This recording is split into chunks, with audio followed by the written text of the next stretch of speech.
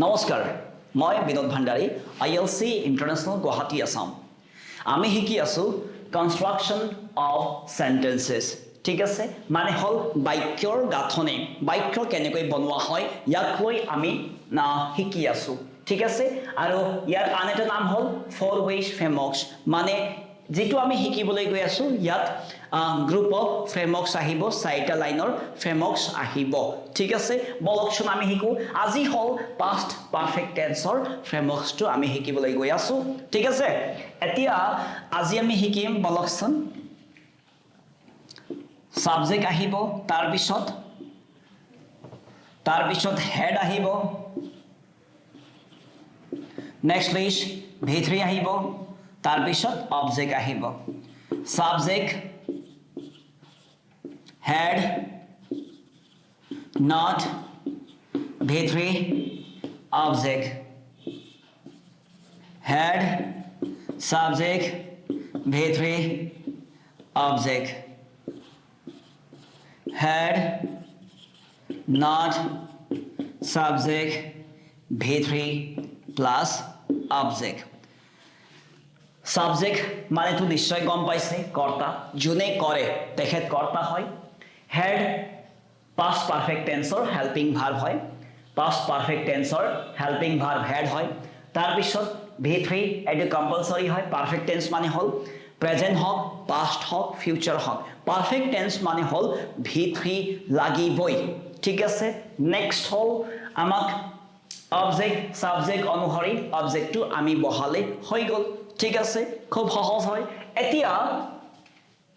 আমি শিকিবলৈ গৈ আছো past perfect tense এতিয়া past perfect tense ত ইয়াত হল এটা কথা থাকি গল সৰি দেই হেইটো হল পজিটিভ সেন্টেন্স কিয় পজিটিভ সেন্টেন্স কলো আমি কিয়নো সাবজেক্ট সেন্টেন্স টু সাবজেক্ট আৰম্ভ হৈছে আৰু নট নাই নেক্সট হল নেগেটিভ সেন্টেন্স কিয় নেগেটিভ সেন্টেন্স কলো কবচোন নেগেটিভ সেন্টেন্স কিয় কলো কাৰণ হল সেন্টেন্স টু সাবজেক্ট দি আৰম্ভ হৈছে আৰু নট আছে তাৰ পিছত পজিটিভ কোৱেশ্চন আমি কওঁ কিয় কওঁ কওকচোন বাৰু মই শিকাই থৈছো কিয় কওঁ আমি কাৰণ হল বিফৰ সাবজেক্ট হেল্পিং ভাৰ্ব আছে দ্যাট মিন্স কোৱেশ্চন ঠিক আছে আৰু নট নাই দ্যাট মিন্স পজিটিভ কোৱেশ্চন তাৰ পিছত নেক্সট আমি কি পালো নেগেটিভ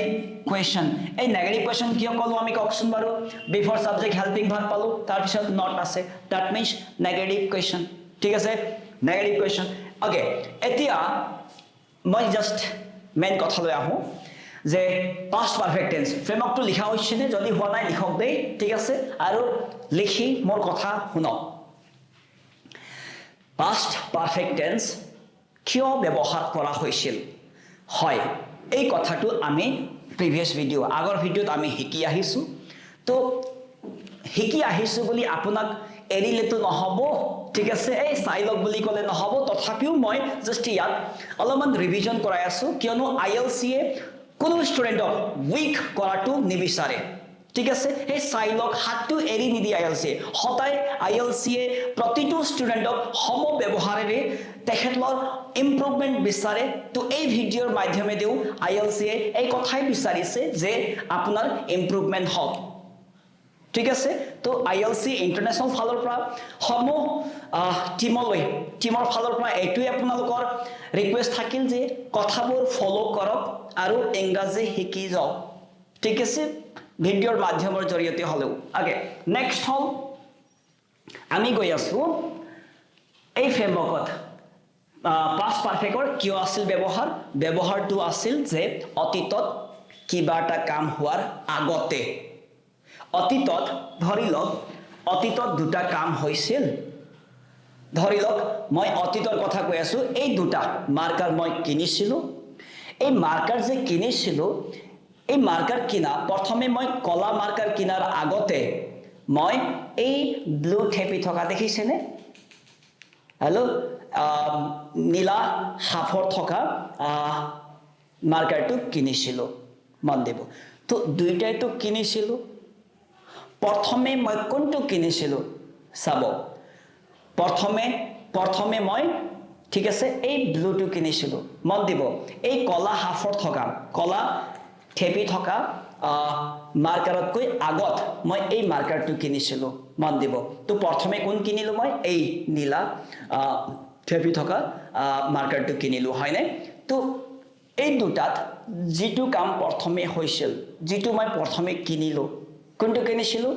এই নীলাটো ঠিক আছে ইয়াক ক'বলৈ আমাক past perfect tense লাগে তাৰ পিছত simple past ঠিক আছে তো মন দিব আমি past perfect tense ৰ ডেফিনেশনত আমি শিকিছিলো তথাপি আপোনাক ৰিভিজন কৰাই আছো চাব past perfect tense সব এই ধৰণৰ কথা এতিয়া চাব আমি সাগে সেই ভিডিওটো মই কৈছিলো যে দুটা সেন্টেন্স আমি স্কুলীয়া শিক্ষাত আমি অলপ পাওঁ যে দুটা সেন্টেন্স এটা সিম্পল পাস্ট এটা পাস্ট পারফেক্ট সেন্টেন্স লিখা থাকে বা লিখি শিকিছিলো কিন্তু প্র্যাকটিক্যাল লাইফত আমি যেটো নোটিস কৰিছো বা দেখিছো এজ ইট ইজ নাহেতু কিতাপ পঢ়কচোন বা কিতাপত চাব ষ্টৰী চাব যে এটা সিম্পল পাস্ট আৰু পাস্ট পাৰফেক্ট হিচাপত যে সদায় এই সেটআপত আহে এই কথা নহয় পোৱা না যায় এইটো নকও যে হেতু ভুল হয় হেতু শুদ্ধ হয় কিন্তু এইফালেও যাও আপুনি যে অকল পাস্ট পারফেক্ট সিম্পল পাস্ট আৰু past hello past of the simple past is called past perfect এতি সব simple past আৰু past ক আমি কি কও past perfect tense বুলি কও ঠিক আছে তো মিনিং টু simple past হোক past perfect হোক দুইটাৰে একে হয় অলপমান লজিক টু চেঞ্জ আহে প্ৰশ্ন হ'ব পাৰে কিয় হিকিম আমি যদি মিনিং টু একে হয় ইয়াৰ উত্তৰটো হয় যে simple past ত recent past বেছি দেখায় past perfect all past to দেখায় ইমানখিনি আমি যদি প্র্যাকটিক্যালি আমি যদি দেখা পাইছো সেই মতে আমি গলে বেছি ভাল হ'ব ঠিক আছে ওকে নেক্সট হল বলক আমি সেন্টেন্স লিখাত ধ্যান দিও ঠিক আছে কথা পাতিলে আকৌ কি আছে লিখাটো বা শিকাটো অলপমান কমি যায় কিন্তু মই বাহিৰা কথা কোৱা নাই আপোনাক শিকিবলগীয়া কথাহে কৈছো ঠিক আছে যদি মোৰ কথাটো অলপ ধ্যান দি শিকিছে তো আপোনাৰ যেটো মনত থকা প্ৰশ্ন যদি থাকিব পাৰে সেই প্ৰশ্নটো নোহোৱা হ'ব লাগে ঠিক আছে ওকে বলক সাবজেক্ট কৰ্তা হিচাপে এতিয়া যিকোনো কৰ্তা লব পাৰো মই ঠিক আছে তেনেকৈ আপুনি লও দেই আপোনাকে মই লও ঠিক আছে আপুনি যে চাই আছে নহয় লিখি আছে হিকি আছে আপোনাক বুজাবলৈ কি লাগে আমাক ইউ লাগে হৈ গল তাৰ পিছত হেড টু আমাৰ বাধ্যতামূলক ওয়াৰ্ড হৈ গল একদম ম্যাথমেটিক্স নিচিনা ইউ হেড তাৰ পিছত v3 টু আমাক কি লাগে ধৰি লওক সৰু এটা এক্সাম্পল লিখিব বিচাৰিছো আমি তাৰ বাবে লিখিব বিচাৰিছো মই sang SUNG sang the song হৈ গল সেন্টেন্স কি লিখা হল you had sung the song ইয়াৰ নেগেটিভ সেন্টেন্স টু মন দিব you had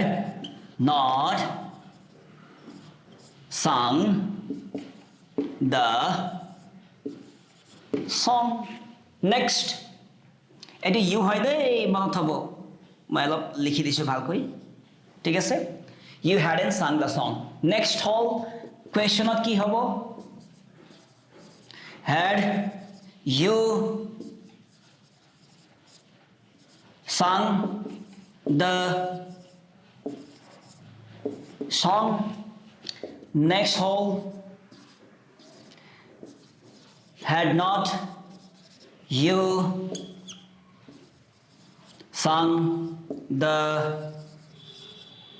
song হৈ গল এটি অসমীয়া ভাঙনি কি হ'ব চাব you had sung the song মানে আপুনি সেই গানটো গাইছিল you hadn't sung the song আপুনি সেই গানটো গোৱা নাছিল ঠিক আছে next hall had you sung the song মানে আপুনি সেই গানটো গাইছিল নে next hadn't you sung the song একেলগে দে কওঁতে আমি একেলগে হলে বেছি কমফৰ্ট হওঁ hadn't you sung the song মানে হল আপুনি সেই গানটো গোৱা নাছিল নে হৈ গল ইমান সহজ ঠিক আছে তো আশা কৰিছো এই ফ্ৰেমৱৰ্কত আপুনি মানে কেনেকৈ সেন্টেন্স বনাব লাগে আপুনি বুজি পাইছে তথাপিও চাবচোন যেনেকৈ মই গৈছিলো কি হয় মই যোৱা নাছিলো নে এই কথাটো চাবলৈ চেষ্টা কৰিব প্ৰ্যাকটিক্যালত এনেকৈ কওঁ আমি খুব বেছিকৈ ঠিক আছে তো মই আশা কৰিছোঁ এই কথা বা এই ভিডিঅ'ৰ মাধ্যমেদি যদিও কিবা আপোনাৰ কনফিউজন থাকিলে আছিলে তো আজিৰ পৰা এই কনফিউজনটো এই মানে কি যে ভুল বুজাবুজিটো আজিৰ পৰা হ'ব নালাগে ইয়াক লৈ মই এই সৰু ভিডিঅ'টো ইয়াতে সামৰণি মাৰিছোঁ ধন্যবাদ